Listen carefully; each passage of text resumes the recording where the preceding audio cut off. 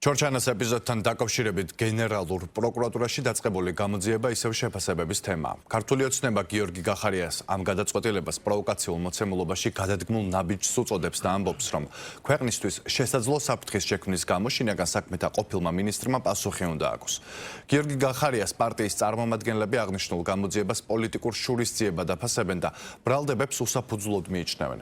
გიორგი გახარია პარლამენტის საგამოძიებო კომისიაზე უკვე მეორედ დაიბარეს, თუმცა ჯერჯერობით უცნობია აპირებს თუ არა ის კომისიის სხდომაზე მისვლას.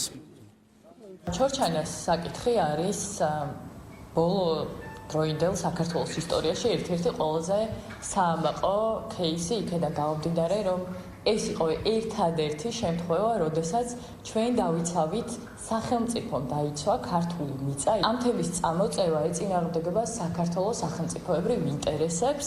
ჩვენთვის ეს არის ჩვეულებრივად ღალატი. ყველაფერზე შედეგების მიხედვით უნდა ვიმსჯელოთ. ძალიან მძიმე შედეგი მოგვცა ამ ჩორჩანას პოსტის დადგმამ.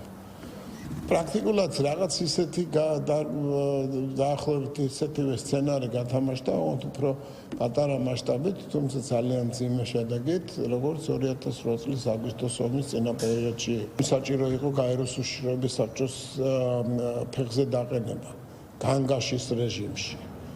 საერთაშორისო თანამეგობრობის ყურადღების მიქცევა, განცხადებების კეთება. და თუ კი რაიმე ინფორმაცია ამასთან დაკავშირებით გახარიას გააჩნდა იმ პერიოდში, რასაკვირველია ლეგიონა გაეზიარებინა უშიშროებისათვის, მთავრობისათვის, საგანგებო სხდომა მოეწვიათ, ნებისმიერი ცხელი ხაზი გამოეყენებინათ იმისათვის, რათა საერთაშორისო ზეწოლა ყოფილიყო აშკარა და ხისტი.